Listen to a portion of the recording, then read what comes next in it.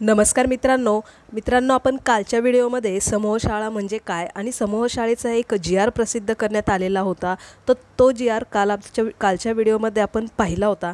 परंतु आजच्या व्हिडिओमध्ये एक आलेली लेटेस्ट न्यूज आणि आपण नेहमी ऐकतो कितीतरी महिने झालेत आपण ही गोष्ट ऐकतो की वारंवार शिक्षण मंत्री घोषणा करतात की 30,000 शिक्षक पदभरती एका टप्प्यात आणि 20,000 पदभरती ही दुसऱ्या टप्प्यात आणि ही महाराष्ट्राच्या इतिहासातली सगळ्यात पहिली घटना असेल।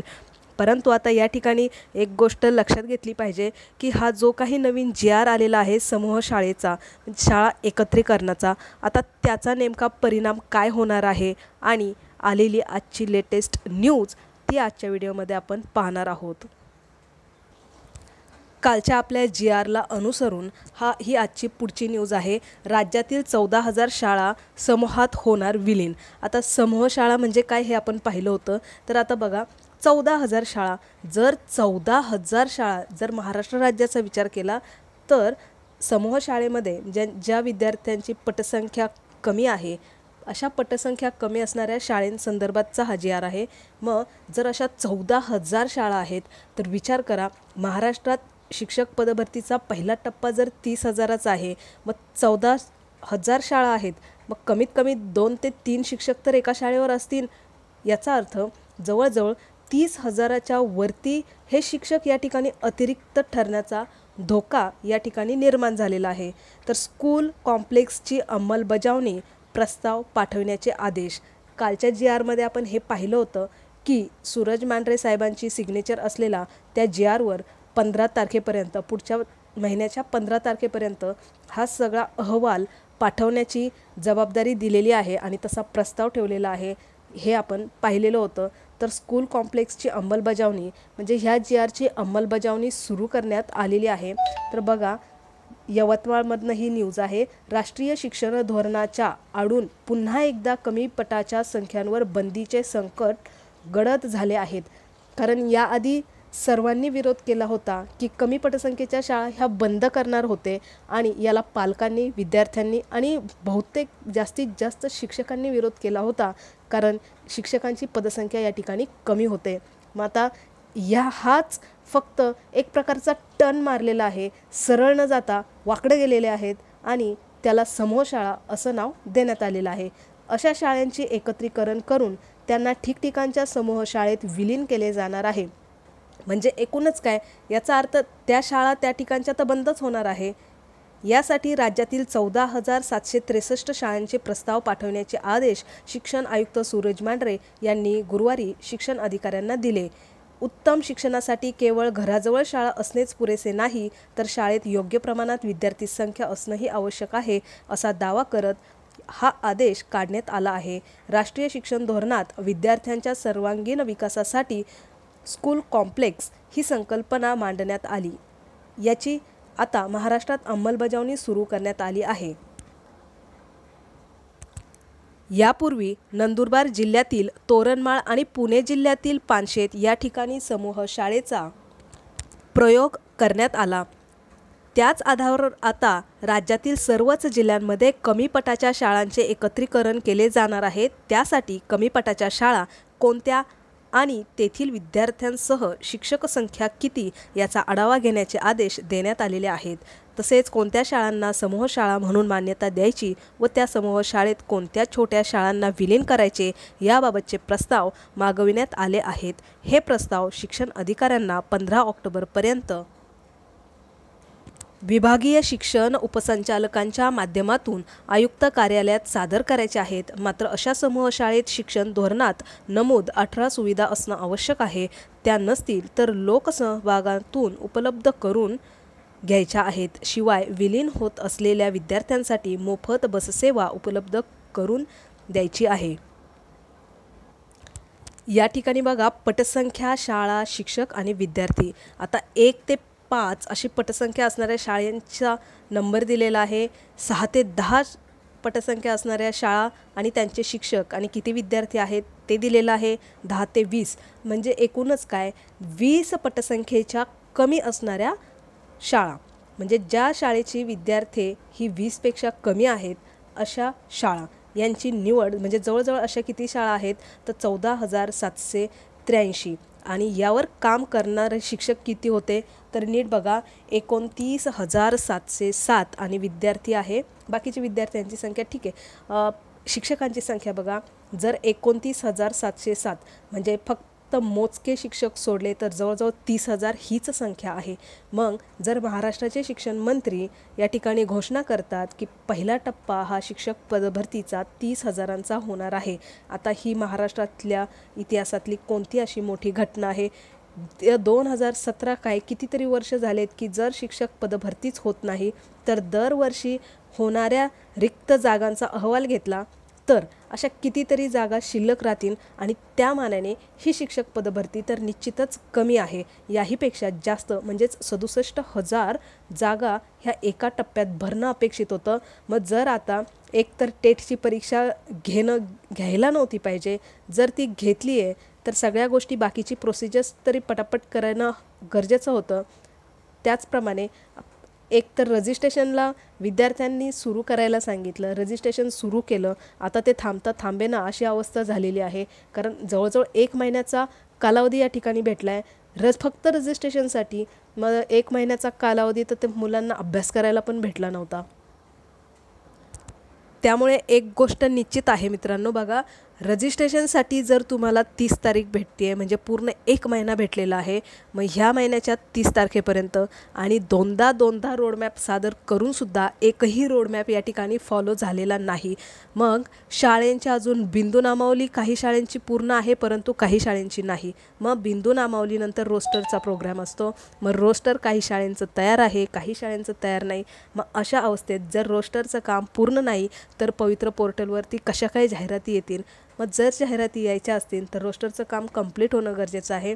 आता रोस्टरच्या कामानंतर हा सगळ्यात मोठा महत्त्वाचा मुद्दा येणार, आता तो म्हणजे जे अतिरिक्त शिक्षक आहेत त्यांचे समायोजन। ज्या शिक्षकांना बदल्या पाहिजे होत्या, ज्यांनी ऑलरेडी बदलीसाठी अर्ज केले होते परंतु जागा शिल्लक नसताना त्यांचे अर्ज प्रलंबित होते, मग त्या शिक्षकांचे देखील पहिले समायोजन होणार आहे। आणि नंतर आता हे आलेलं आहे एक समूह शाळा, जर शाळा बंद होणार आहे तर ते शिक्षक कुठे जाणार? आता या ठिकाणी 29,707 शिक्षक आहेत, हे ऑलरेडी रुजू आहेत, त्यांना तर ते काढून टाकू नाही शकत। यातील जर समूह शाळा केली तर आपल्याला माहिती आहे 60 विद्यार्थ्यांमागे 2 शिक्षक लागतात, मग याच्यातले काही शिक्षक त्या ठिकाणी रुजू होतील, मग शिक्षक भरती काय 10-12 हजारांचीच होणार का या ठिकाणी? त्यामुळे आता शिक्षण मंत्र्यांनी जरी घोषणा केली, आपण सर्व जाणतो आहोत शिक्षण मंत्री घोषणा कधीपासून करतात आणि प्रत्येकजण हे प्रत्येक अभियोग्यताधारकाला आता ही गोष्ट माहीत झाली असेल की शिक्षण मंत्री कधीपासून घोषणा करतात आणि किती वेळेस रोडमॅप सादर केले आणि घोषणा किती वेळेस केल्या। दुसरं अधिवेशनसुद्धा झालं पावसाळी अधिवेशन, मग घोषणा आणि रोडमॅप कोणती गोष्ट सरळ मार्गाने चालू आहे हे प्रत्येक अभियोग्यताधारकाला आता या ठिकाणी अंदाज आला असेल। त्यामुळे आता शिक्षक पदभरतीची संख्या जरी 30,000 घोषित केली, 20,000 आणि प्लस उर्वरित आणि GR नुसार जर 30% पदभरती एकूण पदसंख्येच्या 30%, एकूण आहे 67,000, त्याच्यात 30% बोललो तर 55,000 शिक्षक पदभरती। आता ही 55,000 राहिली बाजूला, 67,000 राहिली बाजूला, 55 राहिली बाजूला आणि नंतर शिक्षण मंत्र्यांच्या शब्दाला या ठिकाणी अभियोग्यताधारकांनी ठीक आहे रजिस्ट्रेशन केलं, 30,000 पदभरती आता तीही बाजूला राहिली। जर समूह शाळा हा GR समोर येतोय त्याची अंमलबजावणी चालू आहे तर हे शिक्षक अतिरिक्त झाल्यावर त्यांचे समायोजन झाल्याच्या नंतर जागा किती शिल्लक राहतील हा खूप मोठा प्रश्न आणि खूप मोठी गंभीर समस्या निर्माण होणार आहे। कारण 2.25 लाख अभियोग्यताधारक इथं शिक्षक भरतीची वाट बघतात आणि इथं एक करून ज्या काही रिक्त जागा आहेत त्या कमी होत चाललेल्या आपल्याला दिसत आहेत।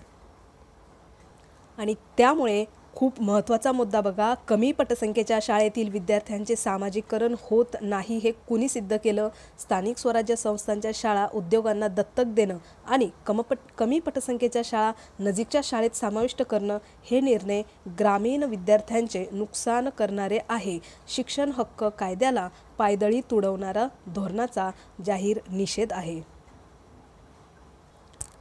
त्यामुळे मित्रांनो बघा, जर टेट एक्झामपासूनच शिक्षक भरतीची जी प्रोसिजर मी आधीच्याही व्हिडिओमध्ये उल्लेख केला होता, अगदी उलट्या पद्धतीने ती सुरू आहे।